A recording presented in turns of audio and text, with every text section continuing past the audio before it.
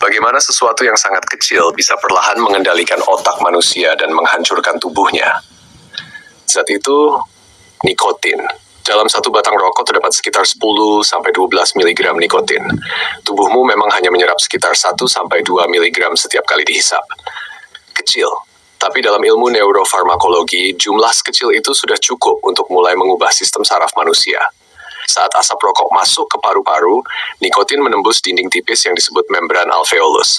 Dari sana ia berdifusi melalui epitel alveolar, masuk ke kapiler pulmonal, lalu terbawa aliran darah menuju otak. Hanya sekitar 7-10 detik.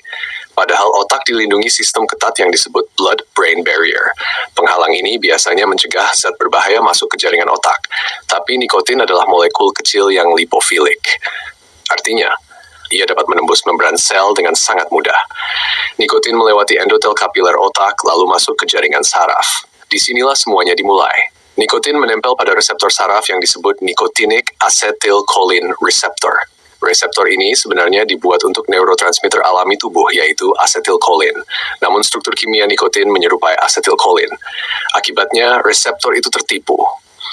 Saat nikotin mengikat reseptor ini, saluran ion pada neuron terbuka. Ion natrium dan kalsium masuk ke dalam sel saraf. Terjadi depolarisasi neuron. Neuron menjadi lebih aktif dari normal. Aktivasi ini merangsang sistem penghargaan otak yang disebut mesolimbic dopamine pathway, sebuah jalur saraf yang melibatkan ventral tegmental area dan nucleus accumbens. Disinilah otak melepaskan dopamin dalam jumlah tinggi, zat kimia yang menciptakan rasa senang, puas, dan penghargaan. Tiba-tiba fokus terasa lebih tajam, stres terasa mereda, pikiran terasa lebih ringan. Namun sebenarnya nikotin sedang melakukan sesuatu yang jauh lebih berbahaya. Stimulasi berulang pada reseptor ini menyebabkan proses yang disebut neuroadaptasi. Otak mulai menyesuaikan diri. Jumlah reseptor nikotinik meningkat dalam proses yang disebut upregulation receptor. Artinya, otak mulai membutuhkan nikotin untuk menjaga keseimbangan kimianya. Ketika kadar nikotin turun, otak kehilangan stimulasi itu. Produksi dopamin menurun.